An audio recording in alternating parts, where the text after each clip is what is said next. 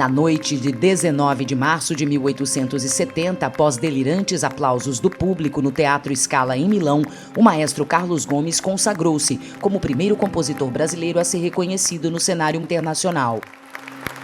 Sua ópera O Guarani contribuiu para a difusão de uma imagem do Brasil pitoresco e exótico, identificada com a própria figura do músico campineiro. Em dezembro do mesmo ano, a obra foi apresentada no Rio de Janeiro para comemorar o aniversário do imperador Dom Pedro II. Depois rodou o mundo nos melhores teatros da época.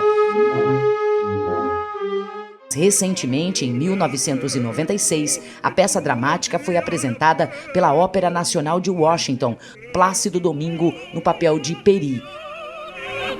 Em Brasília, 19 horas. Por ter sido escolhida para a vinheta de abertura do jornal radiofônico A Hora do Brasil, tornou-se a melodia mais conhecida em território nacional.